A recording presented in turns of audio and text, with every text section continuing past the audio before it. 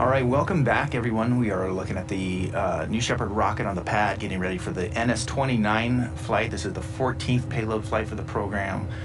Today we are still in a hold. The hold is, as you can see, it's ticking up there at about 6 minutes and counting. We're still getting information about what's going on with the vehicle from the mission control team, so stand by for that. But you know, while we're in a hold, it's good to remind people about the New Shepard program broadly. So let's talk about the incredible contribution that New Shepard's made into the commercial space industry so far. You know, New Shepard, it is something that has dramatically helped to improve access to space. And you know, it was not long ago that in order to go to space, if you wanted to call yourself an astronaut, you had to dedicate a large portion of your life and resources to training and really dedicating yourself to you know, a long journey of becoming a professional astronaut. And even then, only a select few would be able to have that privilege. But now with New Shepard flying regularly, it's now everyday people that can travel beyond this planet. Space is really starting to open up, and it's no longer just the professionals that can experience spaceflight. So with that, hey, let's take a moment and look at some of the ways that flying to space on New Shepard has impacted so many astronauts to date.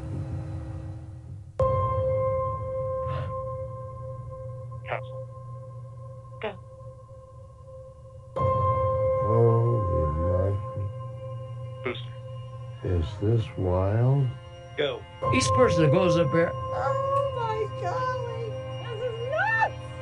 Ground. Go. all of a sudden has a totally different perspective. Wow, look at that view. Countdown. Go. Of this little place here. New Shepard is go for launch. This is heaven! It's almost like an out-of-body experience. New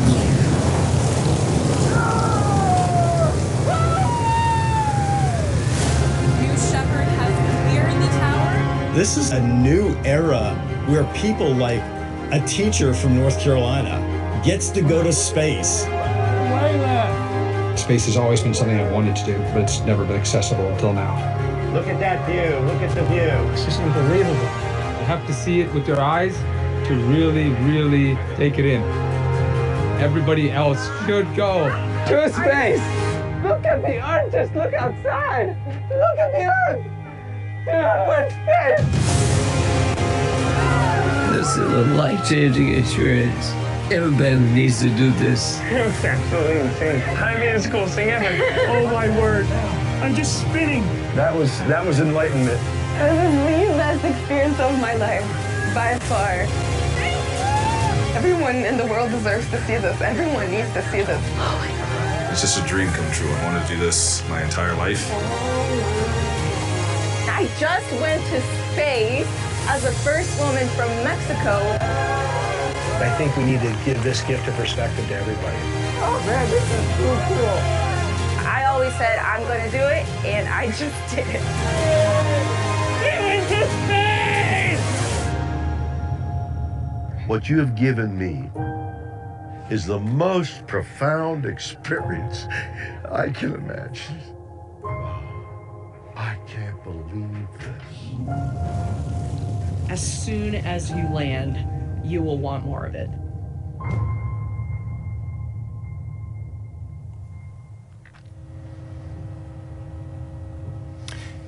You know, I love seeing those first moments of our astronauts exiting the capsule. They're breathing in Earth's air again, and they're letting their reactions about what they just went through just completely spill over. It's one of the best parts of watching humans fly to space.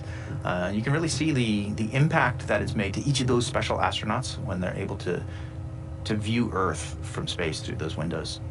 Yes, it's an incredible moment for everyone, and it's, you know, that's what it's all about. And as you know, even our name, Blue Origin, it means Earth. Earth is humanity's blue origin. We look back and we see a blue dot in the sky. And now on New Shepard, astronauts get to witness firsthand our planet in the vastness of space as they look out those large windows and see the blackness of space and the beautiful blue Earth. And they return with a newfound hope for the future of Earth. So yeah, let's talk about, I mean, today we're doing a payload flight, the 14th payload flight. We talked about this. We're doing some really cool new lunar spin technology that we're going to try out to simulate lunar gravity. So New Shepard, we talk about it being a great platform for smaller scale space research, like what we're doing today. It's great for opening up the gateways of humans and all kinds of new humans to be able to access space themselves and to take a trip to the Kármán line. So with all of that, like, tell us what's going on with New Shepard as a program. What's coming up?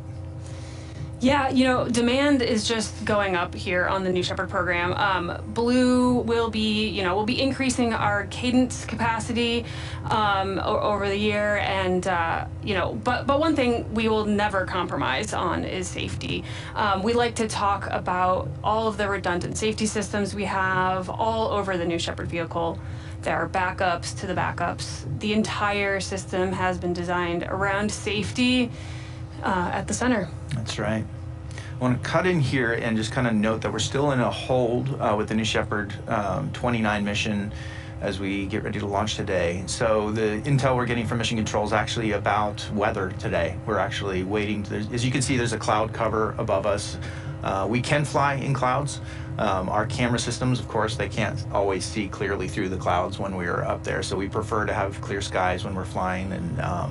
But nothing's necessarily going to prevent us, but they're still taking a look at weather. I think they've sent a weather balloon up there, and they're waiting for the right data to show up with the results of that weather balloon check. So that's what's causing the hold at the moment. So we're going to keep waiting through this hold as we give the mission team some time to get the right data that they're looking for. So getting back to New Shepard, I mean, you talked about that commitment to safety. It's not just for our astronauts; it's also for everyone back at the ground in Texas. There's a crew. I mean, your team, Alice, is down there in mission control and supporting the launch. So it's when we talk about safety, it's not just for the astronauts that are aboard on human flights. It's also for all the people that are on the ground in West Texas as well. Yeah, that's right. The team is not too far away from that launch pad that we're looking at right now. Only a couple miles. So keeping everyone safe is of utmost priority here. Yeah. All right, so still in a hold, 13 minutes and counting. We're going to just toss it back to the rocket, keep enjoying these live views that are coming from West Texas of New Shepard on the pad. And we will be right back as soon as we have a little bit more information. Stand by.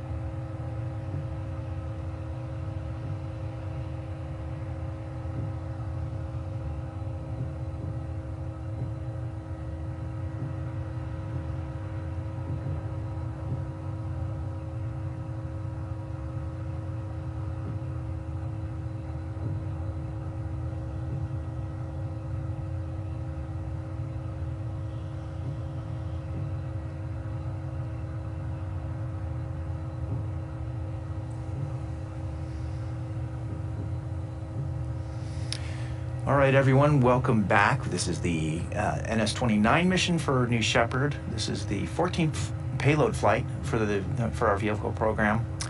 We're still in a hold as we are awaiting the right weather conditions for flight today. But while we're in a hold, let's revisit that exciting flight that happened just a couple weeks ago. We talked about that at the top of the show. The New Glenn 1 NG-1 mission was the first orbital mission for Blue Origin. For years, we've been, doing these New Shepard broadcasts and talking about what's going on behind the scenes as the New Glenn team designs and builds and tests the New Glenn vehicle. Well, that's now, for the first time ever, it's behind us, and we had a great, successful flight. So we're thrilled that we got to cross this important milestone of reaching orbit on our New Glenn vehicle. Let's go take a look back at how that flight went.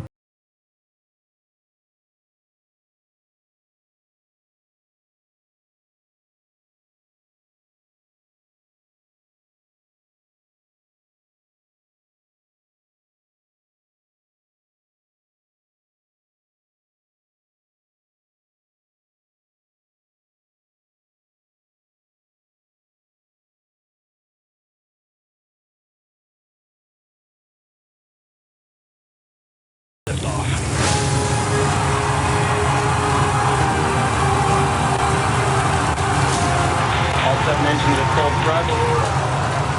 Chicken pressures are good. Vehicle's clear to power. Now passing 18 seconds into flight.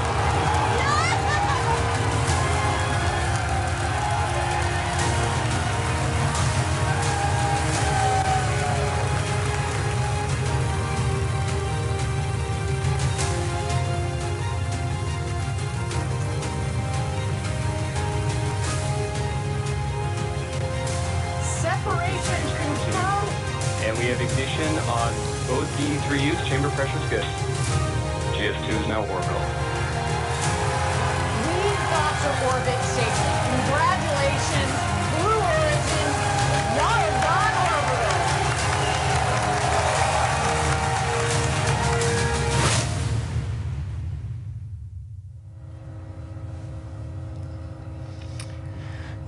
I personally will never forget that moment where the camera zooms in to see those 7 B-4 engines all lit up together. I know those mock diamonds were crazy. I've seen them during an engine test down in Texas, but like 1 engine, not 7 engines. Totally. So to see them all together on the vehicle, clustered like that, creating that beautiful pattern, it's just breathtaking. Yeah, totally. I mean, for so many years, you're, building this vehicle. I mean, my team is the content team at Blue, so we're, creating like animated packages showing what New Glenn's going to look like when it's flying. There's only so much you can do to imagine it, though, ahead of time. And the moment that I saw those mock diamonds all appearing together, kind of took my breath away as well, just because it's like it surprises you with what the reality of all that power together is like. The whole moment of New Glenn's liftoff, seeing that just like massive rocket start to breathe and shake when the engines light up. But people have asked me about the payload that was aboard that day. Talk about that. Where is it now? Yeah, the payload that was aboard New Glenn is our Pathfinder for our Blue Ring, and in fact, it's still up in orbit. It's going to be in a permanent orbit with the second stage, and will remain up there basically forever. Forever. Yeah. So amazing. So we're looking forward to, of course, what's next with New Glenn, as well as these ongoing flights for New Shepard. So, hey, we're still in a hold here, 20 minutes and counting. Let's take a moment and check back in with our mission control team and see if they got any updates for us.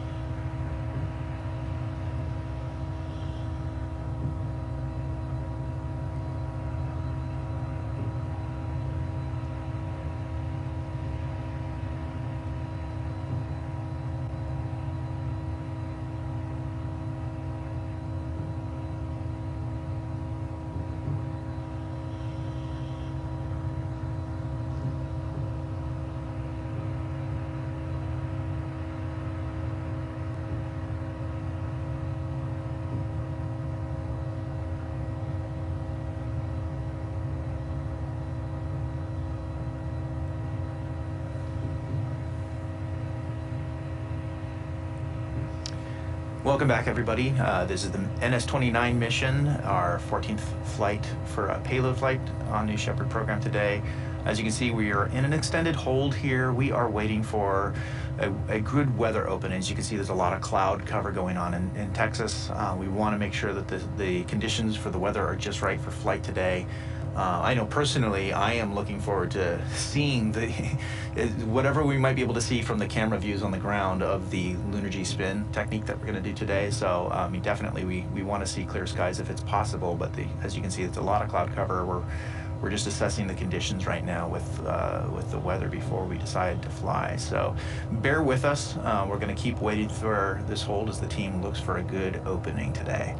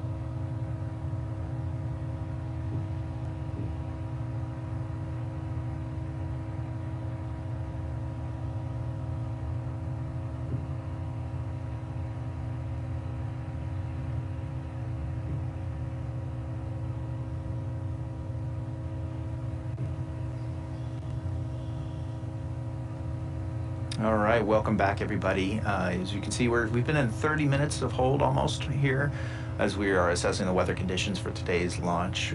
We want to make sure we're flying with just the right conditions. So the team is looking at that information. It sounds like they're not loving what they're seeing so far, but we are going to keep standing by to see if we can find a good window for this flight to be able to lift off today and have a successful flight to space. So stand by with us. We're going to keep viewing these great live views of our rocket getting ready on the pad today. We'll be with you.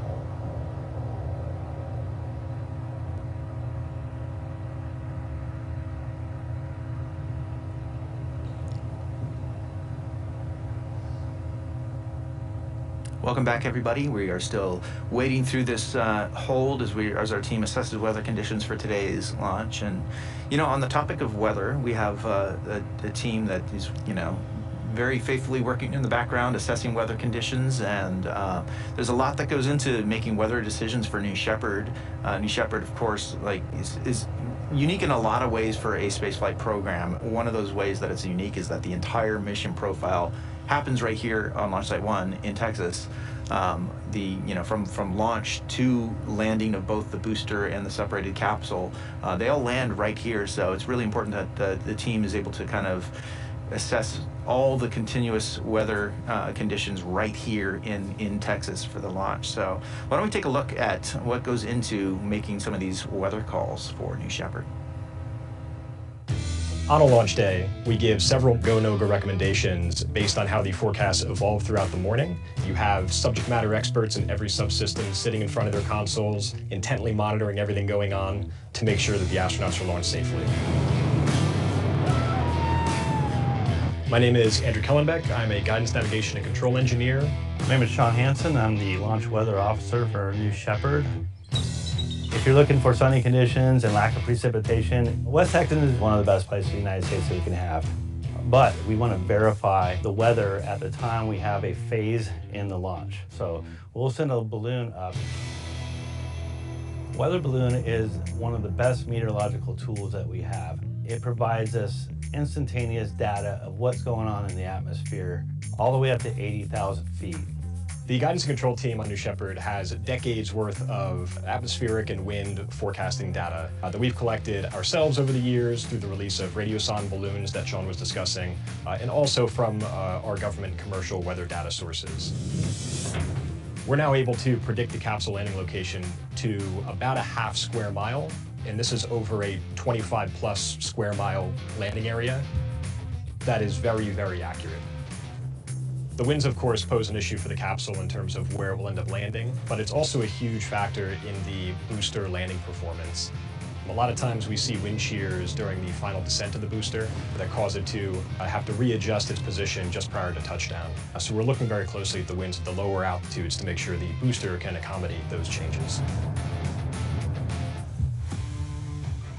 Best part of working at Blue is having the opportunity to be a part of something special. And just watching these amazing people put this whole sequence together and get a rocket off the ground, it makes me really excited to be a part of it. My favorite part of working at Blue is the opportunity to work on something that is far greater than myself, that will last generations, and really making an impact on the history and future of human spaceflight.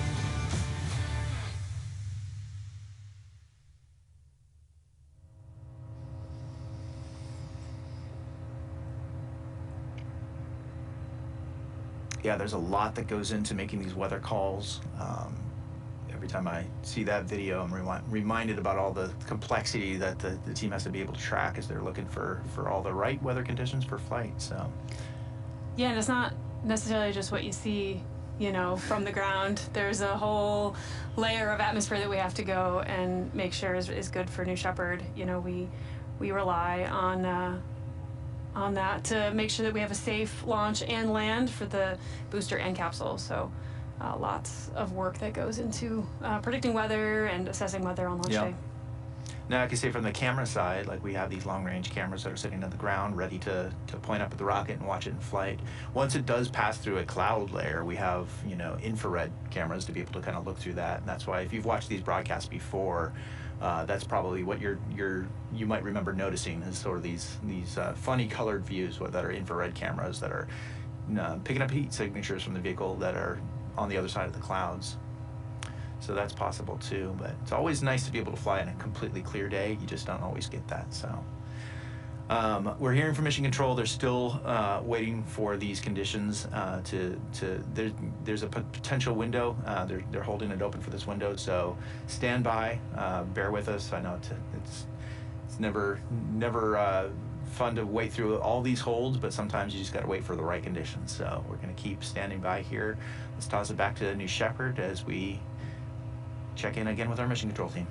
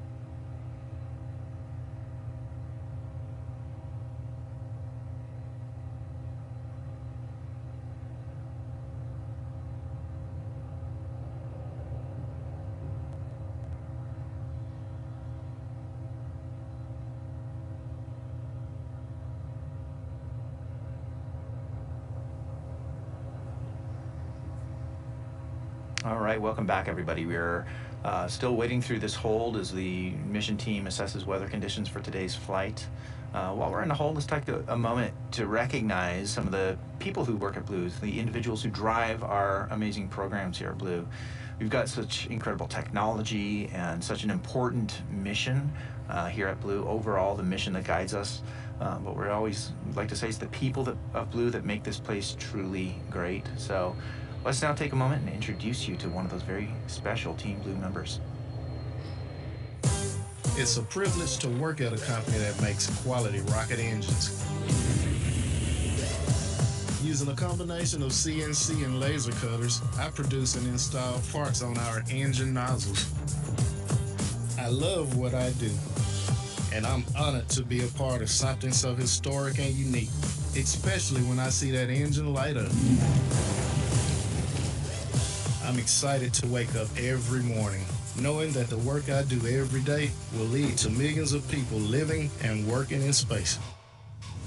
I'm Darren Threet, a welder and laser operator at Blue Origin, and together we are building a road to space for the benefit of Earth.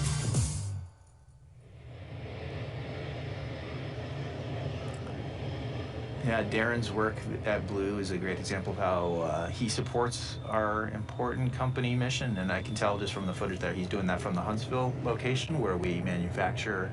It's our high-rate manufacturing for our engines, our factory there, and that factory did such amazing work last year as we kind of ramped up production on readiness for NG1, as well as supporting the ULA's Vulcan flights as well. You know, Blue's a place where we have big ambitions, and to meet all that ambition, we're continuing to grow as a company. We have positions open across our manufacturing sites, including Cape Canaveral, West Texas, the Seattle area, and Huntsville, Alabama. So, of course, we want to remind you that if you want to consider joining our mission, we need great people across so many of the verticals and so many locations here at the company. So please do us a favor. Check out those job listings online at blueorigin.com/careers. You know, career in aerospace, working right alongside all of us here at Blue to build a road to space for the benefit of Earth. That career could be closer than you think.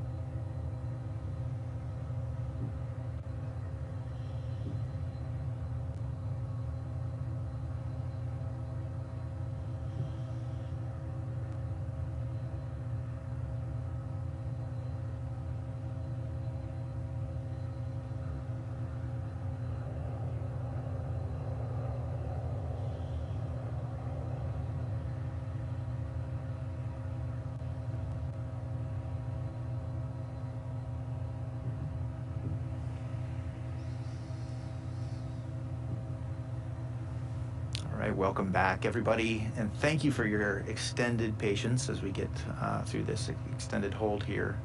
48 minutes and counting on this hold. This is one of the longer ones we've seen, but of course there's the team in Mission Control is looking for just those ideal conditions for flight, and the weather balloon that they had sent up, they're just assessing the data is coming back from that weather balloon, and they're just hoping to find a good window here. So bear with us. We're still looking for that great window for flight today. We're in contact with Mission Control here in the background, and we'll just keep bringing you updates as long as there's a chance we're still going to fly today. So bear with us. Let's toss it back out to New Shepard as we wait through this hold.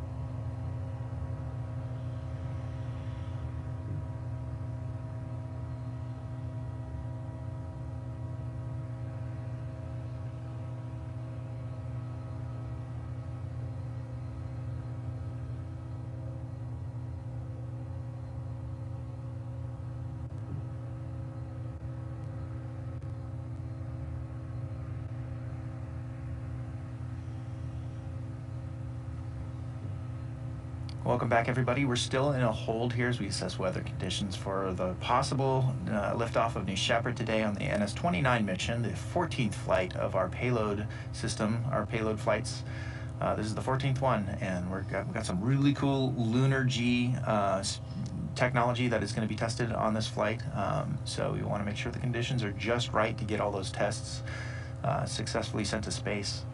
So while we're in a hold, while we got all these great live view cameras down in West Texas of our launch pad there in West Texas, Launch Site 1, let's zoom out a little bit and talk about the area where we launch, which is near the town of Van Horn, Texas. Let's take a little bit of a closer look at the home of New Shepard down in West Texas, Van Horn.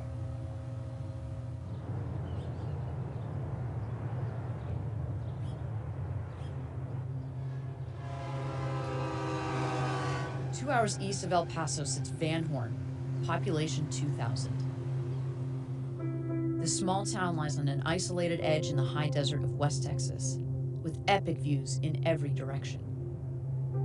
Breathtaking sunsets, a seemingly endless horizon, hiking trails, untouched lands, and natural beauty. It's our home away from home, and when we're here, we get to take part in the local culture. And on launch days, locals get a glimpse of New Shepard as it blasts towards the stars. This is the home of New Shepard. 20 miles north of Van Horn's Main Street, Blue Origin occupies a majestic valley as far as the eye can see. Texas has always been at the forefront of human space exploration. It was home to mission control for the Apollo moon landings, and it's where astronauts have trained for decades. Now, this rich history is being passed to a new generation of astronauts. West Texas has been the site of every Blue Origin mission to date. And it's where the journey to space begins.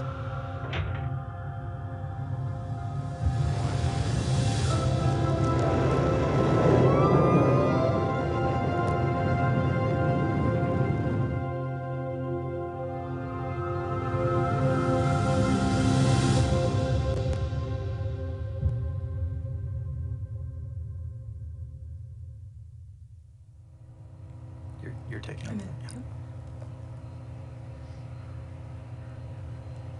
Gosh, that place, it's like a second home to me.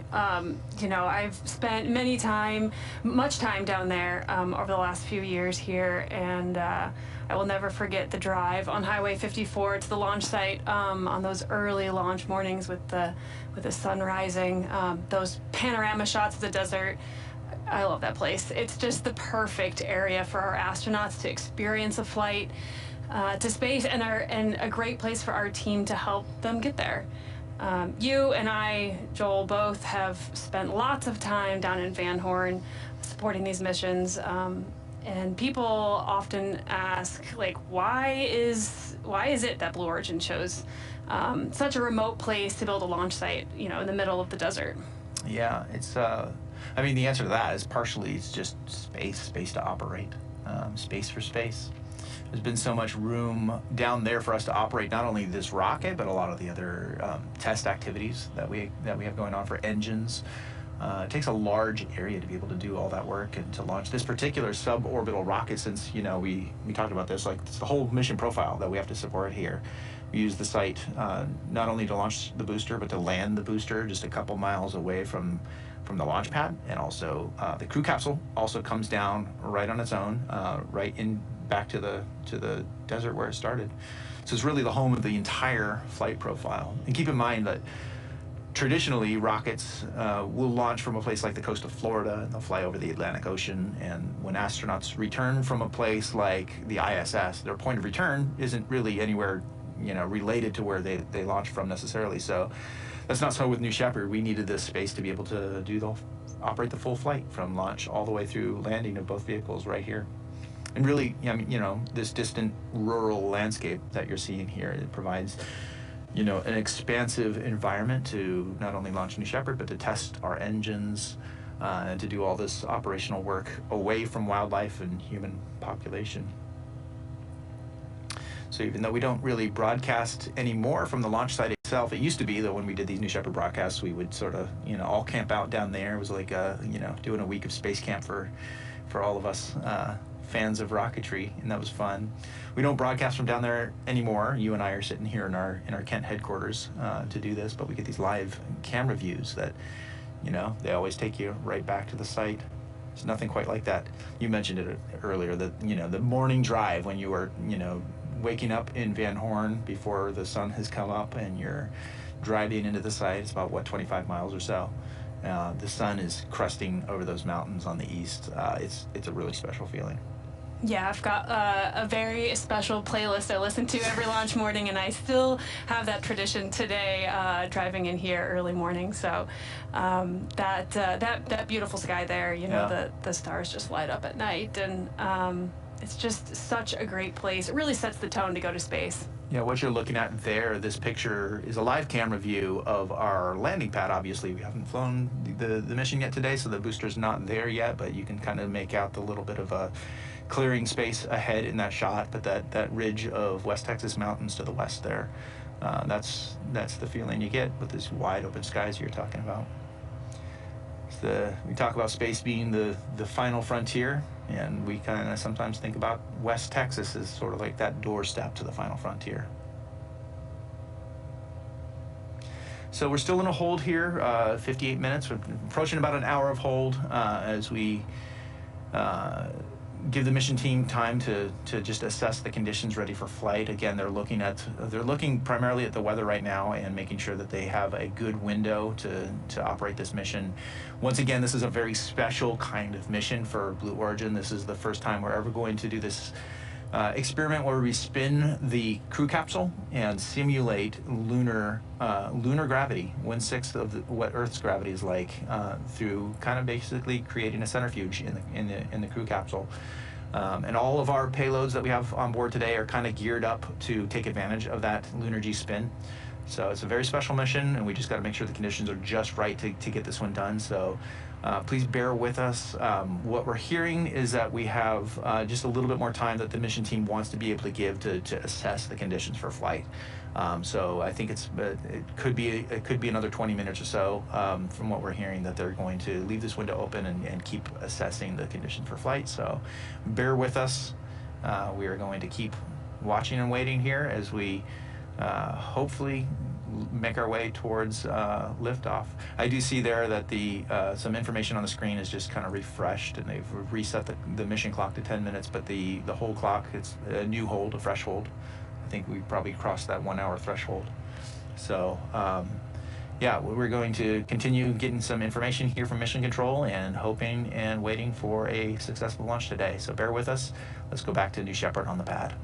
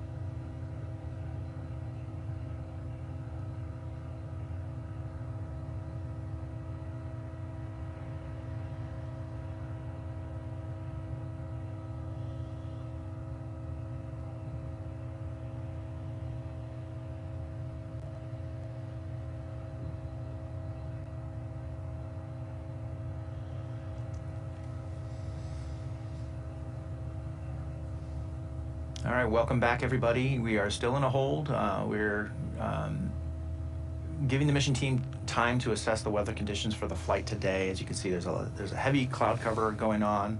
Like you said a little bit earlier, Alice, there's other things that we can't see with our eyeballs going on with the weather. We've sent up a weather balloon, and they're tracking specific conditions that they're looking for to make sure that we're ready for flight today. I personally can't wait to see the results of this mission, but of course, as with any mission, you got to make sure that the conditions are just right for flight. So we're going to keep giving them time. The mission team is saying that they need to assess this for a few more minutes to be able to know whether there's a window for flight today. So bear with us. Thank you for your patience. We also here are watching this live on air and hoping and crossing our fingers that we get a good moment to be able to fly to space today. And we're right there with you. So bear with us. Let's toss it back to the rocket on the pad.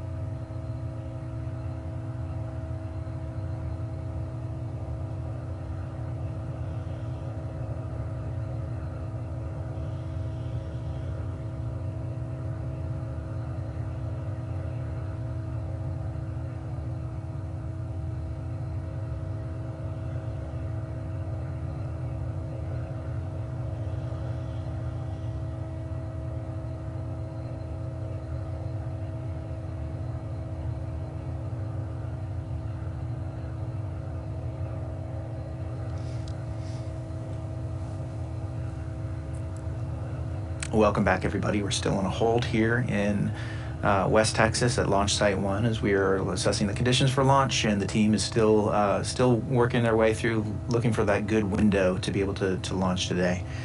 Bear with us, stand by with us, as it takes a lot of patience to get through a hold like this, but that's okay. We've got to make sure that we're ready for flight, and all those factors got to line up just right. So in the meantime, we're here just plugged into the mission control in the background and making sure that we get all those updates, and we still have a window, a possibility that we are going to be able to lift off today, so that's what we're hoping for here. So bear with us as we look for that ideal condition. Let's toss it back to New Shepard as we wade through the hold.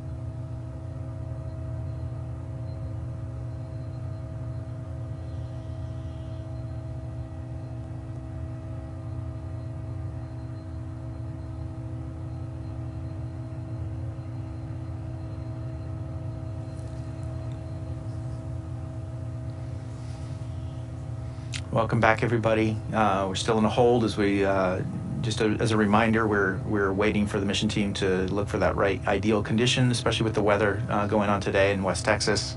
You can always see that cloud cover before the launch here with the live pictures that we're seeing right here. So as Alice noted a few minutes ago, there's a lot more that goes on than what you can actually see with your eyeballs, and so they've got a weather balloon that they've sent up, and they're assessing just the right conditions in the upper atmospheres, and pretty much the entire way from Texas to space and back. It's got to be just right for flight. So we're giving them that time to make that assessment and hopefully hold on to this narrowing window that we have in front of us in terms of an opening for flight. So we're hopeful. In the meantime, while we got a little bit of time here, these views that we have, the live cameras that we have coming back to us from Texas, are showing New Shepard on the pad, and you can kind of see one of the features, I would say, of the flight today, the lunar gravity spin. We're using the payload crew capsule that we've seen fly many times now. It's sitting on top of the booster. There's a good picture of it. You can see the feather graphics that are overlaying the crew capsule there. And they're matched up with our newest tail, our newest booster, which actually has a little bit of a different painting scheme, but that's okay. They're interchangeable. The whole system is designed to be modular. So with some of the views that we've got going on here, Alice, since you're here and you can give us a little bit of context, why don't you walk us through some of the stuff that you're seeing with these live views? Yeah, thanks, Joel. Yeah, you're right. We are seeing live views here. Right now, we're looking down the booster. You can see where the landing legs will pop out upon landing. You're seeing some icing happening on the outside. That is all very normal. Now, as we go and look at some of the other views, we'll notice some other things. But this here is near the top of the booster. We've got some umbilical cords into the vehicle for loading propellant and avionics or electronics control, along with a variety of other things. You can see where the fins will pop out. Those more triangular shaped areas on the upper side of the vehicle is where the fins will deploy upon landing. And as we go to the capsule view, you will see that here in a moment. We're now looking at the bottom of the vehicle, of the propulsion module. This is where you can see just down there at the bottom the nozzle of the BE-3 engine. That is what propels New Shepard to space. That will light here hopefully soon. And now with the capsule view right on the top, as Joel mentioned, the liveries are slightly mismatched today, but that is okay. This is our payload capsule. It's flown 10 times to space and back. If you look carefully through the windows there, some of the largest windows in space, and you can see the payload lockers that we have. There's a variety of lockers in there today, positioned in a very specific orientation, you know, to help the folks doing experiments to sense that lunar gravity as we spin the capsule up. What you're looking at straight on is the hatch. Now, if you're an astronaut flying on New Shepard, the camera view is actually on the bridge that you would walk across as you enter the capsule. That hatch would be open, you'd walk in and take your seat. Instead of seats, we have payload lockers today around the capsule. And that bridge is still out for now. Hopefully we'll see that retract shortly. Yeah. If we get into the launch sequence. Now, this particular view that we're looking at right now, this is the view that the astronauts would get if they're approaching the hatch, and the hatch, of course, would be open when they are approaching the hatch of the crew capsule in order to ingress into the crew capsule. This view always reminds me of back in the days of our astronaut training before first human flight. I can't remember, Alice, did you ever get a chance to play the role of an astronaut? I did, yes. I was fortunate enough to participate in the astronaut, capital N-O-T, That's right. program during our training time down in Texas, you know, training all aspects of astronaut training and simulation and everything that it takes to become an astronaut. It's only a couple days of training. We go through all of the safety things that the astronauts need to be aware of and walk through a full flight day, step by step, all of the important moments. And here on the bridge is one of my favorite moments that we even practice during astronaut training, which is your hero pose. You stand there next to the capsule, strike a pose, and get your picture taken before entering the capsule. That's right. Yeah, one time I also got to play the role of an astronaut in training for one of those run-throughs. And yeah, you said for real astronauts that we take on New Shepard, it's only a couple days of their time that we have to do with training. For us at Blue Origin, I remember many long months and many trips to Texas as we worked out the details of exactly how that was going to work. My crew is the media crew, so like the photographers and the videographers, and making sure that we get the footage and the pictures for the astronauts, and all of that stuff had to be carefully practiced and timed along with the New Shepard team in order to make sure that we were in full sync and we were not going to like cause any extra delays to the mission sequence. And so we had to do a lot of practicing with that. But one time I remember I got to be an astronaut and step into the crew capsule and take a seat and hear the voice of Capcom through the radio as they were prepping you for a flight, and that was quite a surreal experience to be able to just sort of imagine what our astronauts are going to be able to go for.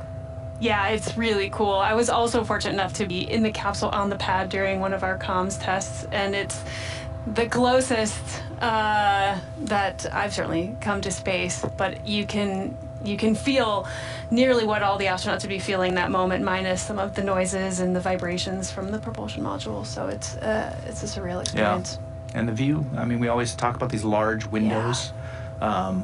One of the things that we always also talk about with the large windows is not just that the windows are large, but the entire surface area of the capsule is covered in a remarkable percentage. I think it's a third of the capsule's surface area is covered in window. And so while every astronaut that is sitting in one of those seats gets their own picture view into, looking out to see Earth descending away from them, and to see, space, and then once they unbuckle, they can look through their own window.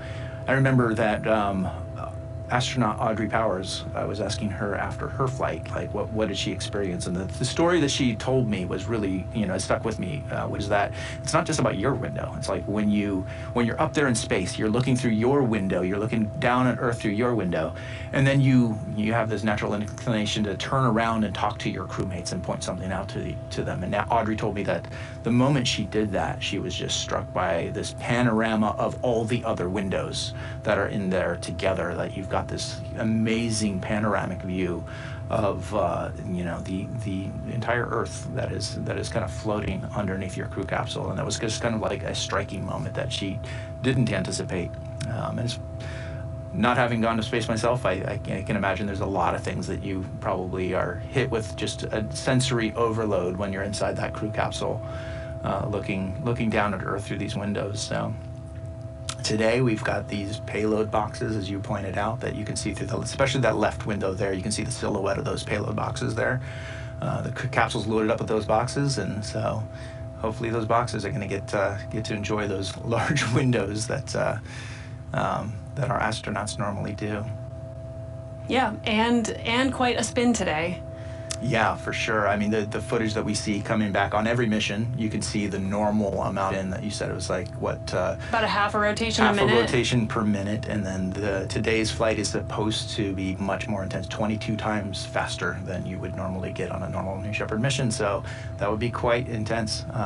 And I don't know what that would feel like for a human. I mean, it would feel like some form of gravity. Yeah, you'd be pulled towards the walls and the windows and be able to sense it's it's like a sideways centrifuge today. Yep. Yeah. So yeah, we at Blue Origin have been looking forward to this flight for a very long time and really looking forward to seeing the results of it. It's the kind of tech that our team was able to put together and kind of work with a lot of our customers, including the NASA team and the Honeybee team here at Blue, as they look forward to what it's like to simulate lunar gravity. Once again, this is just incredibly important for the Blue Origin mission, which, sometimes we like to say all roads for Blue go through the moon. We've got a lot of things on our forecast of programs that all kind of are, in a way, interlocking, that kind of support one another.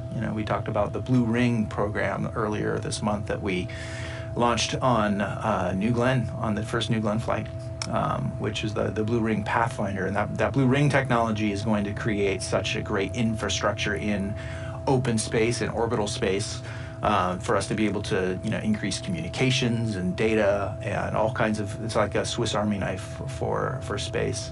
And that will, of course, overlap and communicate with programs that we have, like lunar landers that are going to the moon, and other pieces of lunar technology. The vision for Blue Origin to be able to go back to the moon and to really establish all of the components that are necessary in order to go back to the moon this time to stay. There's a lot going into that, and so flights like today are really a good way for us to prove out how those technologies can be put into practice, and to do it at a subscale like New Shepard is really cool benefit. Yeah, it's really cool that they're going to get about 2 minutes, a little over 2 minutes of Lunargy today. Okay, so yeah. The hold that we have going on here, it says 24 minutes, but that was in addition to a previous hour that we were counting upwards. So the mission time has definitely shifted for today. One of the major issues that we're looking for is just the right weather conditions. I'm actually hearing from Mission Control that we are also troubleshooting a vehicle issue. This is kind of a normal part of the process of getting ready for flight, is we're making sure that all systems are go for launch. So a couple things going on today. There's the weather issue, and there's also one vehicle issue that they're currently troubleshooting, which is accounting for this extra time that we have on the clock here. So bear with us. We have not yet called for a scrub, and usually happens a little bit earlier than this, but sometimes we go on to give them all the time that they need to make that call. So the mission team is working furiously. Their heads down in Mission Control, and they are working together to see if they can hold on to the open time window that they have to make this mission happen today. So it's possible we'll scrub, but we're still holding on to that hope that we can find that good window for flight today. So bear with us. Thank you, and thank you for your immense patience with this extended timeline for today's flight.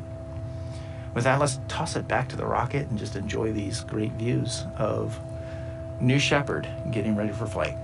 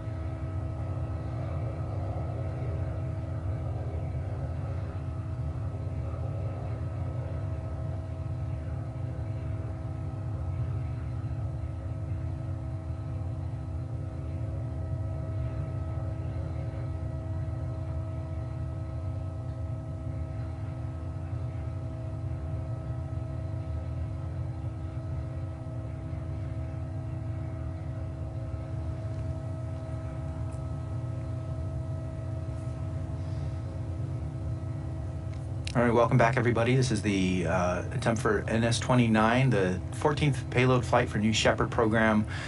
As you can see, we've been in an extended hold here as the time has ticked down to the T-minus 10-minute marker, and then we've been just waiting through as the mission team is working in the background. In addition to tracking the thick clouds that we're seeing today, we've also encountered a vehicle issue related to the booster's avionics.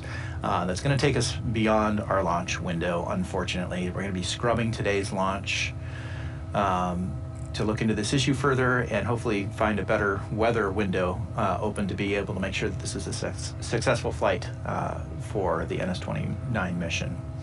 So once that turnaround plan is confirmed, we're going to announce a new launch window. For now, you can follow us on social media for updates.